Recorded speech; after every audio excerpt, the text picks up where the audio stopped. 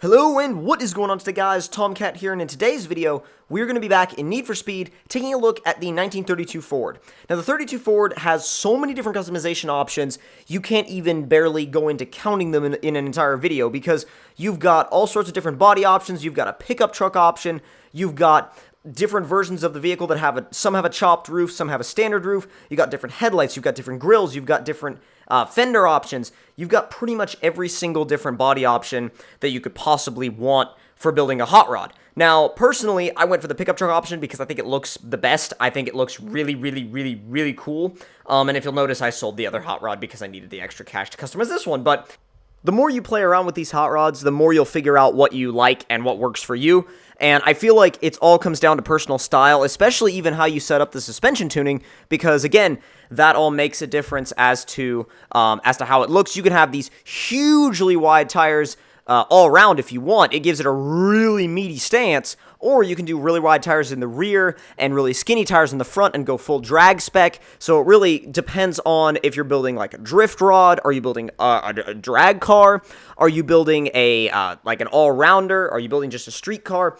It really all depends on what your vision for the car ends up being, and to me, I wanted it to be kind of an all-rounder, pickup truck, crazy, somewhat drifty, usable for drag, everything vehicle. So, and a Murica mobile, of course. But when it comes down to it in the end, the coolest thing about these hot rods is the customizability and the ability to kind of express yourself through your customization of these hot rods, because it brings a whole different type of person into the equation, because not a lot of people before in Need for Speed have been able to kind of experiment with hot rod designs and stuff like that. And you'll notice I went for the chopped roof as well because the chopped roof looks badass. So, to summarize customization, the customization with these things is practically endless. You can, especially the 32 Ford, you can do basically whatever you want obviously in the span of what's allowable within the game, and the end product that you end up with is 9 times out of 10, if you do all the visuals yourself and you do the customization yourself, you're going to end up with something that is usually not going to be seen anywhere else in the game. That's your hot rod. That is your 32 Ford. No matter whether you do like a coupe style design or a pickup style design or maybe a hatchback design, it all depends on what you want to go for. And I think, like I said, the pickup truck I think looks the coolest, but that's my own personal opinion. I'm sure a lot of people will have their own opinions about what they prefer to do with these hot rods. Now, how does it drive? Well, the interesting thing is that it's different to get used to because it only revs out to like 5,000 RPMs. So you're not going to be revving the crap out of it. It's not some kind of rev monster like a lot of the other cars in the game, especially the other hot rod. The other hot rod is a rev monster.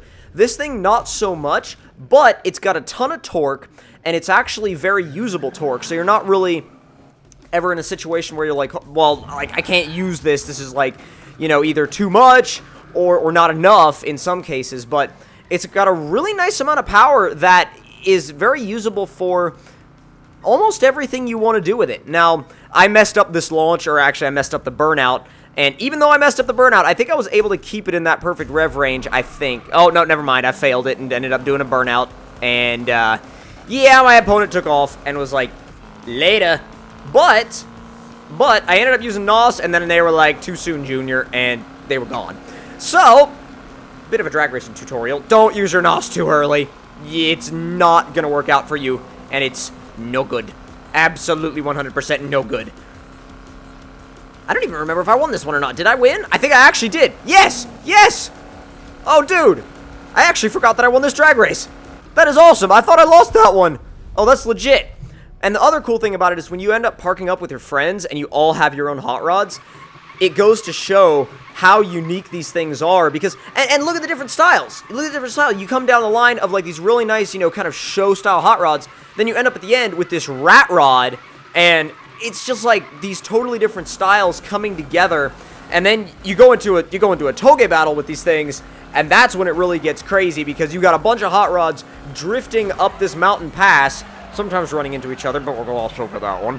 And it just kind of it brings out another dimension of how to play Need for Speed. You can play Need for Speed in all of these different ways now, and it brings out a cool vibe amongst the community, I think, when you give the community all these different kinds of interesting vehicles to play with. And the dynamic of drifting this thing is odd because it's actually pretty grippy mid-corner, but it's also slidey on corner exit, so it can be a little tricky to get used to.